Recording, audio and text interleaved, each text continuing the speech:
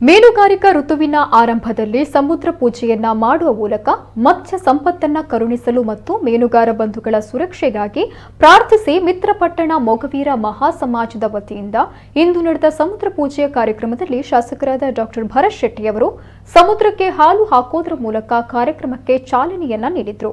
ಈ ಸಂದರ್ಭ ಮಿತ್ರಪಟ್ಟಣ ಮೊಗವೀರ ಸಮಾಜದ ಅಧ್ಯಕ್ಷರಾದ ರವೀಂದ್ರ ಕರ್ಕೇರ, ಜೀರ್ಣೋದ್ಧಾರ ಸಮಿತಿಯ ಅಧ್ಯಕ್ಷರಾದ ಸುರೇಶ್ ಕರ್ಕೇರ, ಸ್ಥಳೀಯ ಕಾರ್ಪೊರೇಟರ್ ಶೋಭಾ ರಾಜೇಶ್, ರಾಮ ಮಂದಿರದ ಅಧ್ಯಕ್ಷರಾದ ಪ್ರದೀಪ್ ಕುಂದರ್ ಹಾಗೂ ಮೊಗವೀರ ಸಮಾಜದ ಎಲ್ಲ ಬಾಂಧವರು ಉಪಸ್ಥಿತರಿದ್ದರು. ಇನ್ನು ಮಂಗಳೂರಿನ ತಣ್ಣೀರು ಬಾವಿಯ ಬೆಂಗರೆ ಪ್ರದೇಶದ ಸಮುದ್ರ ತೀರದಲ್ಲಿಯೂ ಇಂದು ಸಮುದ್ರ ಪೂಜೆಯನ್ನು ನೆರವೇರಿಸಲಾಯಿತು.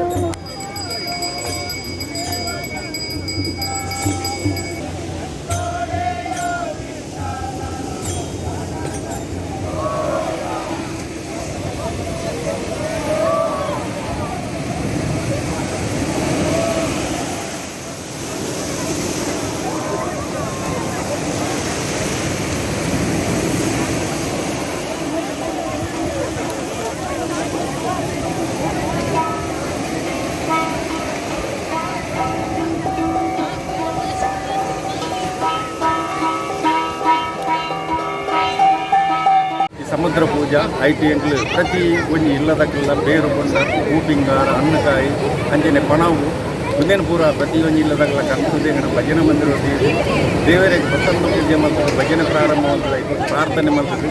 ಗಂಗಾದೇವಿನ ಜಲಾದಡಿಗೆ ಬರ್ತದೆ. ಅದೆಂಗ್ಲು ಊರೆಲ್ಲ ಎಂಗ್ಲೆ ಮೀನುಗಾರಿಕೆ ಋತು ಪ್ರಾರಂಭ ಆಪಿನ ದುಮ್ಮದ ಕಾಲೋಡು ಎಂಗ್ಲಿಗೆ ಈ ಪೂಜೆ ಐನೆಡ್ದು ಪಕ್ಕನೆ ಮೀನುಗಾರಿಕೆದ ಋತು ಪ್ರಾರಂಭ ಆಪಿನಿ ಅವೇನೆಂಗೆ ಕುಂಬಳ ಮಲ್ತೊಂದು ಬೈತಲ್ಲ ಇತ್ತೆಲ್ಲ ಮಲ್ತೊಂದು ಬರೋದಿಲ್ಲ ಅಂಚಾದ ಈ ಸಂಪ್ರದಾಯಗಳು ಬುಡಂದೆ ಕಟ್ಟನಿಟ್ಟು ಊರೆಲ್ಲ ಭಯ ಭಕ್ತಿದು ಬರ್ತದೆ.